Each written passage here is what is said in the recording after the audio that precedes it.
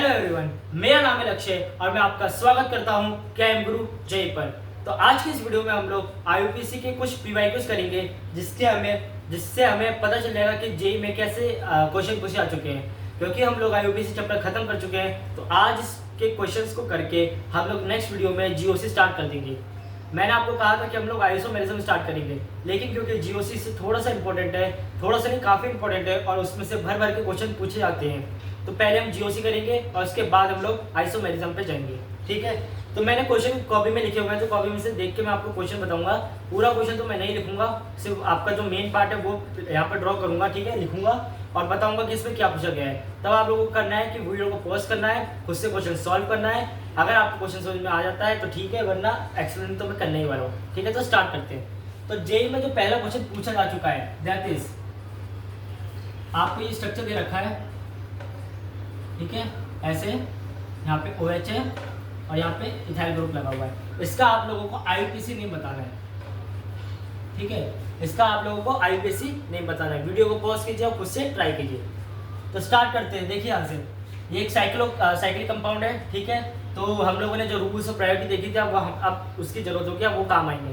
क्या कोई function group present है? बिल्कुल है। तो यहाँ से नेमिंग करेंगे 1 2 3 4 और 5। ठीक है, हम लोग 2 इधर क्यों नहीं लेके गए? क्योंकि मल्टीपल बॉन्ड को छोटा नंबर देना था। अब इसकी नेमिंग करते हैं।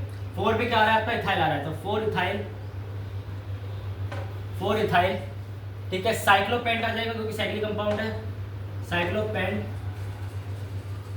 किस पे आ रही है? 2 पे आ रही है, तो 2 ई और 1 और। ठीक है, ई और ओ एक साथ नहीं आ सकते, इसलिए हम लोग ई को ड्रॉप कर देंगे। तो पहले क्वेश्चन का आपका आंसर ये है कि 4 इथाइल साइक्लोपेंट 2 इन ऑल। ठीक है, अब देखते हैं अगले क्वेश्चन पे। जो अगला क्वेश्चन आपका है, अगला क्वेश्चन है आपका CH3 इधर जाएगा, CH3 ऐसे Br बना हुआ है और यहाँ पे दोनों तरफ H लगेगा। ठीक है, इसकी भी आप लोगों को आईयूपीएससी नेमिंग करनी है। ठीक है, पहला क्वेश्चन आपका साइक्लिक कंपाउंड के ऊपर, दूसरा क्वेश्चन आपका नॉर्मल हाइड्रोकार्बन या ओपन चेन की तरह है। ठीक है, तो इसकी नेमिंग करेंगे। सब्स्टिट्यूट को सबसे छोटा नंबर देंगे क्योंकि अल्फाबेटिकल ऑर्डर के हिसाब से बी पहले आता है, तो ब्रोमीन को पहला सबसे छोटा नंबर हमें देना होगा। तो 1 2 3 4, तो क्या हो जाएगा इसका जवाब? 1 ब्रोमो 2 मिथाइल, 1 ब्रोमो 2 मिथाइल। कितने मेंबर की चेन है? 4 मेंबर की चेन में। तो ब्यूट कितने पे आ रहा है? 2 पे आ रहा है, तो ब्यूट 2 इन हो जाएगा। ठीक है, तो पहले का जवाब ये रहा, दूसरे का जवाब ये रहा। ये दोनों ही क्वेश्चन आपके जेईई में 2025 में पूछे जा चुके हैं। तो इस प्रकार के ही आपके क्वेश्चन आते हैं, बहुत इजी आते हैं। आप लोगों को ज़्यादा मेहनत करने की जरूरत नहीं है, आपको केवल रूल पता होना चाहिए, आपको प्रायोरिटी पता होना चाहिए, तो आप लोग क्वेश्चन को आराम से सॉल्व कर पाएंगे। ठीक है, आप अगला क्वेश्चन देखिए ध्यान से।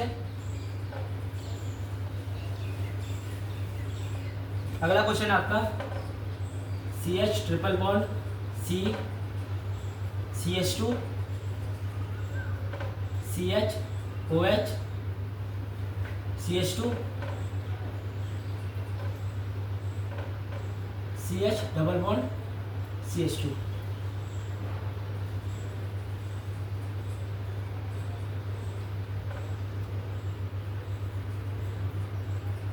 ये आपका क्वेश्चन है। ठीक है, इसकी भी आप लोगों को आईयूपीएससी नेमिंग बतानी है। अब इस क्वेश्चन में क्या खास बात है, मैंने आप लोगों को बताया था कि जब अल्काइन और अल्कीन एक ही नंबर पे आ रहे हैं, सेम नंबर पे आ रहे हैं, तब अल्कीन की प्रायोरिटी ज्यादा हो जाती है एज कम्पेयर टू अल्काइन। तो कहाँ से हम नंबरिंग करेंगे? यहाँ से करेंगे? नहीं, हम लोग यहाँ से नंबरिंग करेंगे। तो 1 2 3 4 5 और 6। ठीक है, यहाँ पे आप ये फंक्शनल ग्रुप है, तो कैसे आप लिखेंगे? आप लिखेंगे हेक्स, अल्फाबेटिकल ऑर्डर के हिसाब से ई पहले आता है, तो 1 ई और आपका आई किस पे आ रहा है? 5 पे आ रहा है, तो 5 आई और 3 पे आपका और आ रहा है। ठीक है, तो 3 और हो जाएगा, तो ई भी ड्रॉप होगा यहाँ से और यहाँ से भी ई ड्रॉप हो जाएगा। तो ये आपका जवाब है हेक्स 1 ई 5 आई 3 और। This is your final answer. ठीक है, तो इस क्वेश्चन में खास बात ये थी कि जब अल्कीन और अल्काइन सेम नंबर पे आएंगे तब अल्कीन की प्रायोरिटी ज़्यादा होगी एज कम्पेयर टू अल्काइन की प्रायोरिटी। तो नंबर यहाँ से करेंगे और लिखेंगे हेक्स 1 पे इन आ रहा है, इन पहले इसलिए आया क्योंकि अल्फाबेटिकल ऑर्डर के हिसाब से ई पहले आता है, तो हेक्स 1 इन 5I3 और E ड्रॉप हो जाएगा, जो कि हम लोग पहले इसके बारे में डिस्कस कर चुके हैं। ठीक है, अब अगले क्वेश्चन पे जाते हैं। ध्यान रखिए सारे क्वेश्चन इसी साल पूछे जा चुके हैं, तो इन प्रकार के क्वेश्चन पे आपको ज़्यादा ध्यान देना है।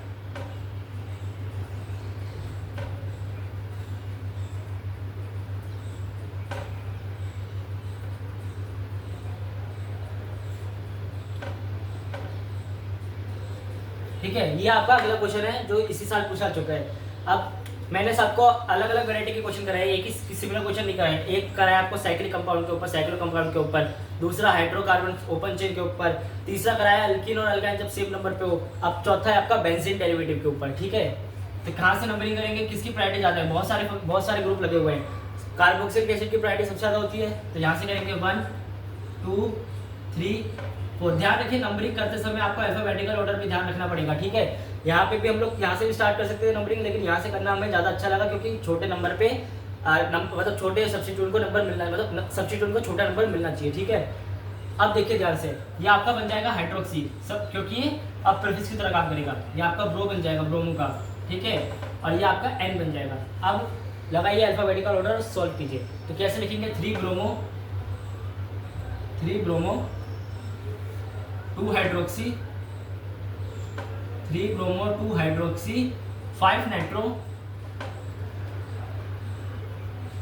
Benzoic acid. ठीक है, क्या आएगा, बेंजोइक एसिड आएगा,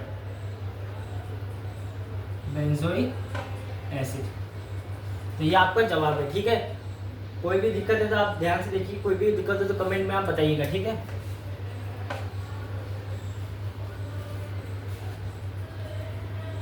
अगला क्वेश्चन देखिए ध्यान से। अगला क्वेश्चन क्या कह रहा है, एक स्टेटमेंट टाइप क्वेश्चन है।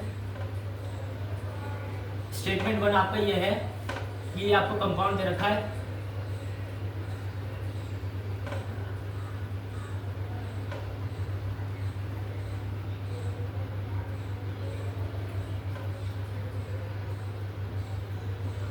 ये। ठीक है, ये कह रहा है कि इस कंपाउंड का नाम होना चाहिए आपका 4 क्लोरो 1,3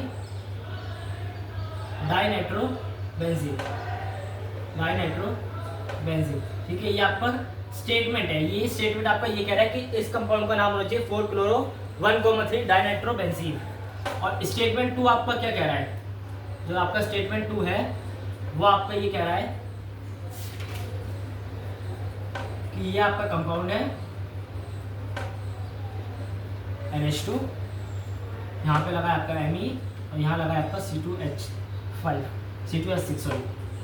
ठीक है, इस कंपाउंड का नाम है 4 इथाइल 2 मिथाइल एनिलीन।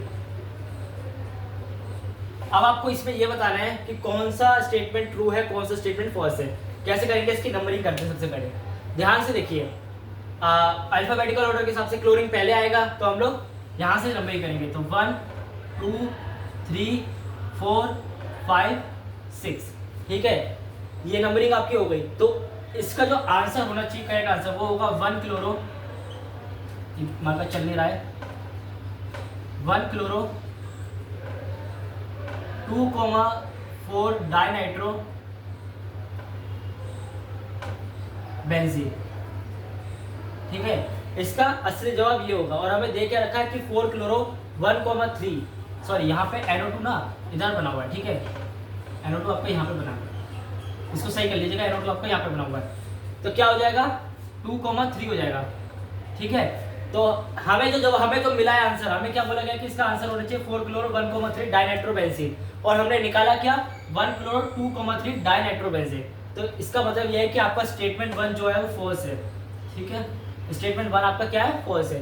हमें अल्फाबेटिकल ऑर्डर के हिसाब से नेमिंग करनी थी, और क्लोरीन पहले आता है अल्फाबेटिकल ऑर्डर के हिसाब से, इसका C पहले आएगा। अब स्टेटमेंट 2 पे ध्यान से देखिए, इसमें बॉस कौन होगा, बॉस का मतलब किसकी प्रायोरिटी ज़्यादा है। NH2 की प्रायोरिटी ज़्यादा है, क्योंकि हम लोग पढ़ चुके हैं कि कौन प्रीफिक्स की तरह काम करता है, कौन सब्स्टिट्यूट की तरह काम करता है। तो नंबरिंग करेंगे यहाँ से 1 2 3 4 5 6। तो इसका जवाब क्या होगा, 4 इथाइल 2 मिथाइल, और जब बेंजीन के ऊपर NH2 लगा हुआ है तो हम उसको डायरेक्टली एनिलीन बोल सकते हैं, तो ये आपका एनिलीन हो जाएगा। तो जो हमारा आंसर है और जो दिया गया था वो दोनों मैच कर रहे हैं, इसका मतलब ये स्टेटमेंट आपकी ट्रू है। ठीक है, तो मैंने आपको अलग अलग किस्म के क्वेश्चन करा दिए जो आईयूपीएससी में पूछा चुके हैं। इसके अलावा आप लोगों को कई क्वेश्चन खुद से प्रैक्टिस करने हैं। आईयूपीएससी बहुत आसान चैप्टर है, इसमें इसका क्वेश्चन आ ही जाता है कहीं ना कहीं किसी भी रूप में, तो इसकी आप प्रैक्टिस अच्छे से कीजिए। तो आज की इस वीडियो में बस इतना ही, मिलते हैं आप लोगों से अगली वीडियो में। ठीक है, थैंक यू वेरी मच।